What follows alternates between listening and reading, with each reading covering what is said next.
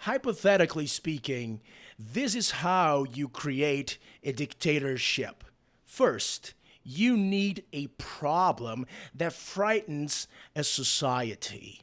A problem that either already existed and then you take advantage of it, or even a problem that you created as the dictator. But that's just the first part. The most important step is the following: you need to bring a solution for a society that is scared. And as the bringer of that solution, you're going to be seen as the hero. And as such, even if you act in some very shady manners, even if your actions are authoritarian, most people are going to see you as their savior. And so, you're going to be able to justify the actions of a true tyrant, of a true dictator. That's always how it happens. Insofar as 2022 is concerned and our future, you see, the problem is inflation. Really high inflation, maybe even hyperinflation, depending on where you live in. Some people will say it's the supply chain issues, and certainly that has had some impact. Some will argue that maybe, just maybe, okay, maybe the Fed printing some trillions of dollars, eventually it's gonna bring some inflation, right? Some say it's just a conspiracy theory. I don't know, I'm not an economist, but it just seems a little bit frightening, don't you think? But that's just the first part, right? You see, the problem now with Ukraine is a lot worse because, first of all, if you live in Europe, as most of my friends and family members, well, you probably have felt already the prices of certain foods, but especially gas and energy resources as a whole, really skyrocketing. And it's pretty obvious why that's happening. You see, a lot of oil, of natural gas, has been exported from Russia for several years. And so, well, with sanctions, what do you think is going to happen, right? It's pretty obvious. Now, even Americans are feeling some pressure in gas prices and so forth. It's more manageable, but Europeans are really feeling it. And insofar as food is concerned, well, that's throughout the world, my friend. Everyone is screwed. Everyone.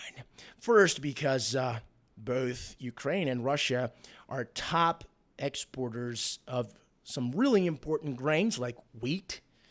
But secondly, they're also exporting a lot of fertilizers like potash. And as someone that owns a farm and knows some people in the business, what I've heard in the past couple of weeks is basically the following: stock up on some food, okay? Better be safe than being sorry. They've told me that the prices not only of potash, but even ammonia and other fertilizers is basically going through the roof, as you might expect. So, food prices are really, really being, impacted by what's happening. And we don't know where things are going to go, but let's just assume that inflation keeps rising at the same rate as it is right now. Well, it's going to have to be, dealt with.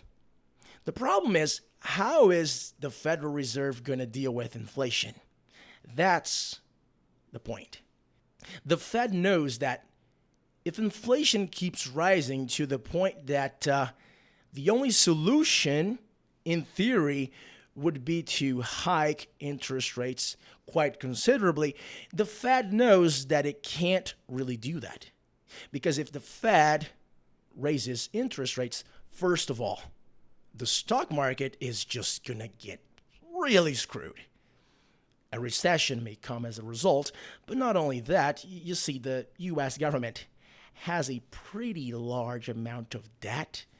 And as you may know, with interest rates going up to deal with inflation, the debt itself would rise with compound interest. So really wouldn't be possible, don't you think? So raising interest rates doesn't really work. What really works? Insofar as monetary policy is concerned, nothing really. If we were living in the 1920s, we would have to deal with inflation, maybe even hyperinflation. But nowadays, you see, that's where the solution comes.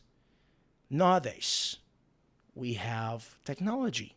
We have blockchain and CBDCs, for example, to limit the amount of things that you consume. So let's suppose that a given country only has a limited amount of corn, of beef. Well, you're going to have to ration this. You're going to have to constrict, to limit the consumption that each citizen can have. And how are you going to do that? Well, it's going to be pretty easy. You only need CBDCs. You see? That's the solution. And you're going to say, well, but people are not going to be okay with that. They're going to revolt. They're not going to accept this kind of thing. Oh, yeah? Really? Really? Oh, it's like the past 2 years didn't happen, right? Yeah, sure. People are not going to just accept authoritarianism, a dictatorship, when they're frightened, when they're scared. Of course they will. They're going to be the first ones. They're going to say, please do that. And if someone somehow finds a way to eat more meat than what's the limit for them, the whole society is going to try to destroy them. They're going to say, this is wrong. You're being selfish, just like what happened some time ago. You see, if you think about it psychologically, it's almost like a preparation, right?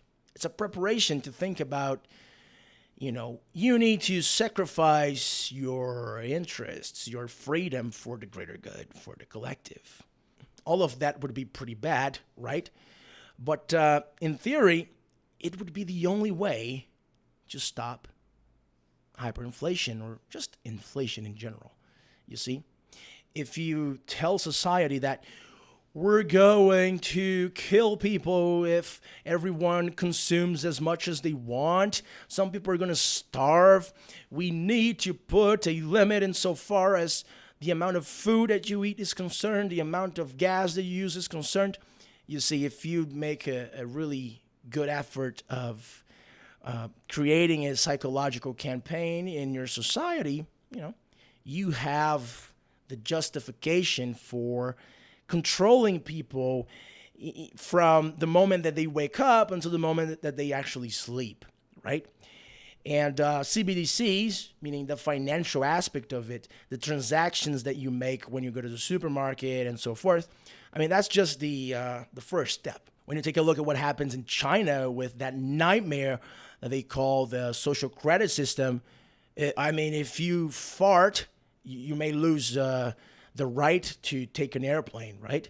If you just, take a beer, you're going to be basically losing some social credit points because you were a nasty guy. Unlike China, that has a tradition of authoritarianism for literally thousands of years. If you don't know, the CCP, their government, is really not something new, okay? The way they interact with the fellow human being, the collective mentality, it's not something new. It's a consequence of their culture, and it's not something necessarily worse or better.